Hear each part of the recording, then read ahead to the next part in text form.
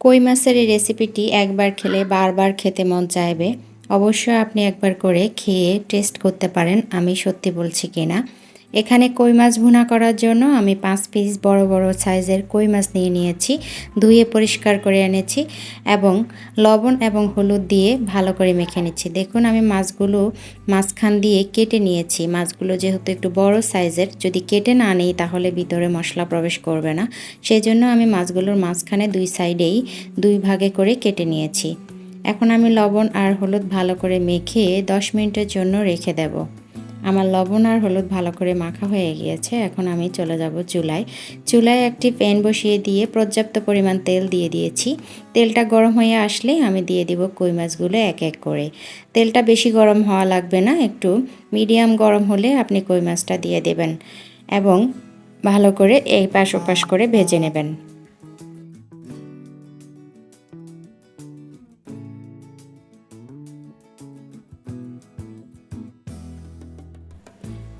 আমার মাছের এক পাশ হয়ে গিয়েছে, এখন আমি উল্টে আরেক পাশটা হওয়ার জন্য অপেক্ষা করব। যারা আজ প্রথম আমার ভিডিওটি দেখছেন তারা চাইলে আমার চ্যানেলটি ভিজিট করতে পারেন এবং যারা প্রতিনিয়ত আমার ভিডিও দেখছেন এবং আমাকে উৎসাহিত করছেন, আমাকে সাপোর্ট করছেন, তাদের জন্য রইল মন থেকে অনেক অনেক ভালোবাসা এবং দোয়া।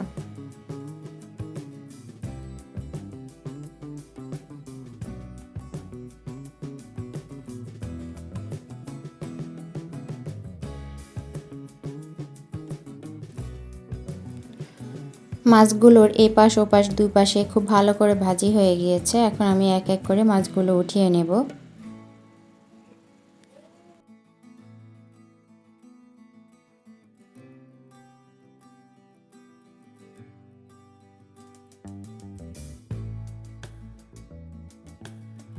সবগুলো মাছ আমার উঠিয়ে নেওয়া হয়ে গিয়েছে। এবার আমি চুলায় একটি কড়াই বসিয়ে দিয়েছি। পর্যাপ্ত পরিমাণ তেল দিয়ে আমি দিয়ে দিলাম 1 চামচ পরিমাণ কালো জিরা, এরপরে হাফ কাপ পরিমাণ পেঁয়াজ কুচি। পেঁয়াজ কুচিটা আমি হালকা ব্রাউন কালার করে ভেজে নেব।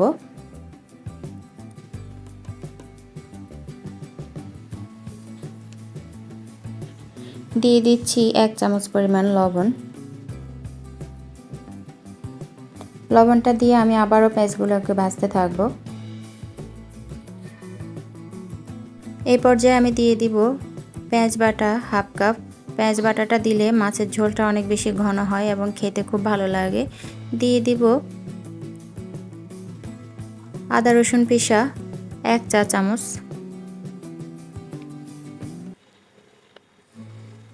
দিয়ে দিচ্ছি হলুদের গুঁড়ো 1.5 চা চামচ। এরপর দিয়ে দিব জিরার গুঁড়ো 1 চা চামচ। মরিচ গুঁড়ো দিয়ে দিচ্ছি 1.5 চা চামচ।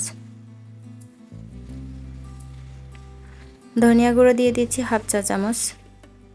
দিয়ে আমি সবগুলো উপকরণ ভালো করে কষিয়ে নেব।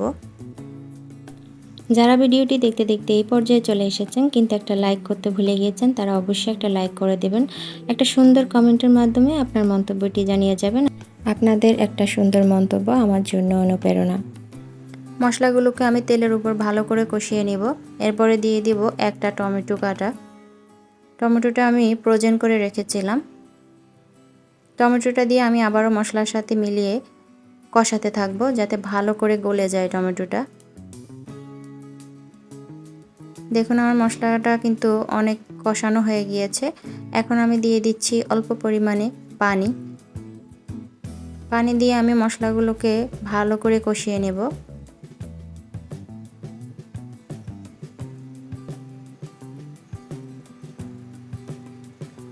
মশলাটা কষিয়ে যখন তেলটা উপরে উঠে আসবে তখন আমি এর মধ্যে দিয়ে দিব কই মাছগুলো এক এক করে।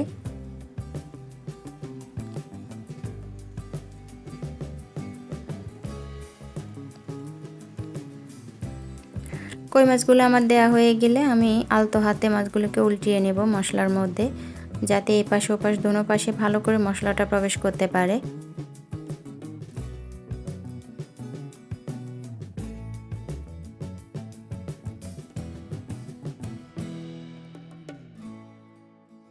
কিছুক্ষণ মাছটা রান্না হওয়ার পরে আমি এর মধ্যে দিয়ে দেব ফালি করে রাখা 3 থেকে 4টি কাঁচামরিচ। আমি মাছটা খুব ঝাল ঝাল করে ভুনা করছি। কারণ আমার মাছ ভুনাটা ঝাল ঝাল হলে খেতে খুব ভালো লাগে। আপনি যদি ঝাল পছন্দ না করেন তাহলে কাঁচামরিচটা না দিতে পারেন। আমি কিছুক্ষণের জন্য ঢেকে রান্না করেছিলাম যাতে মাছটা খুব ভালোভাবে হয়ে যায়। ঢাকনা উঠিয়ে আমি আবারও মাছটাকে উল্টে দিচ্ছি। একটু সাবধানতার সাথে উল্টাতে হবে এই পর্যায়ে, যেহেতু মাছটা প্রায় হয়ে এসেছে এবং নরম হয়ে গিয়েছে, সেজন্য ভেঙে যেন না যায়।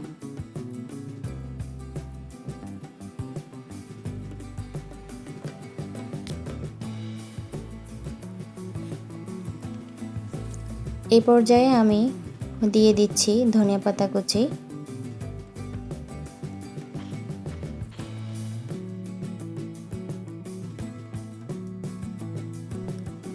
ধনিয়া পাতাটা দিয়ে আমি আরেকটু অপেক্ষা করব ধনিয়া পাতাটা একটু মজে যাওয়ার জন্য।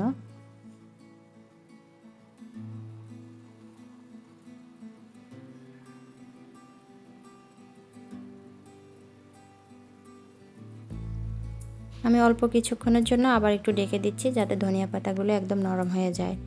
দেখুন আমার ধনিয়া পাতাগুলো একদম নরম হয়ে গেছে এবং আমার রান্নাটাও শেষ হয়ে গিয়েছে। হয়ে গেল আমার খুবই সুস্বাদু মজাদার কই মাছ ভুনা। আমার রেসিপিটি থেকে আপনিও একবার ট্রাই করতে পারেন বাসায়, আশা করছি ভালো লাগবে। আমার রান্নাটি যদি আপনার ভালো লেগে থাকে অবশ্যই আমার চ্যানেলটি সাবস্ক্রাইব করে আমার পাশে থাকবেন। অবশ্যই বেল বাটনটি প্রেস করে রাখবেন যাতে আমি কোনো নতুন ভিডিও দিলে আপনি নোটিফিকেশান পেয়ে যান। আমি সুলতানা এখানেই বিদায় নিচ্ছি। দেখা হবে অন্য কোনো দিন অন্য কোনো নতুন ভিডিও নিয়ে। সেই পর্যন্ত সবাই ভালো থাকবেন, সুস্থ থাকবেন। আল্লাহ হাফেজ। আসসালামু আলাইকুম।